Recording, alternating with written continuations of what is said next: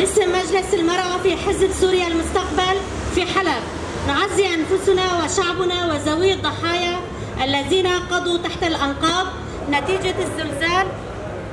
الذي ضرب كل من شمال كردستان وتركيا وسوريا في 6 من شهر شباط، والذي راح ضحيته الآلاف من الأشخاص. وبعد ذلك لم تفسح كل من الدولة التركية والسورية المجال أمام المنظمات الإنسانية والمساعدات بالدخول إلى مناطق شمال غرب سوريا المحتلة من قبل الاحتلال التركي ومرتزقته إلى المناطق المنكوبة، وهذا ما أدى إلى فقدان الكثير من الأشخاص لحياتهم وبقاء الكثيرين تحت الأنقاض، وما حصل من كارثة إنسانية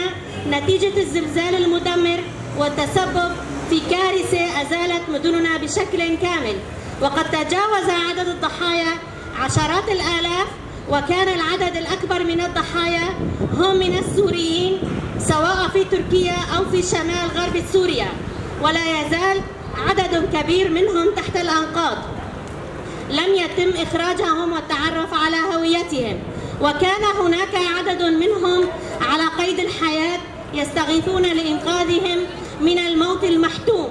ولكن بسبب السياسات والحصار الجائر المفروض على المناطق المنكوبة من قبل سياسات النظامين التركي والسوري اللذان منعا دخول فرق الإنقاذ والمساعدات الإنسانية المقدمة من قبل الإدارة الذاتية وعامة الشعب في شمال وشرق سوريا ومن دول العالم التي لبت النداء للقيام بواجبها، ولكن عكس كافة التوقعات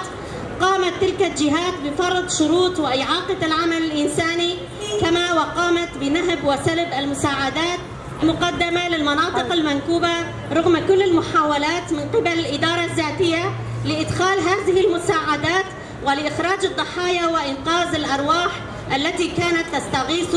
بعيدا عن كل السياسات والنوايا، إلا أنها قبلت بالرفض. باسم مجلس المرأة لحزب سوريا المستقبل في حلب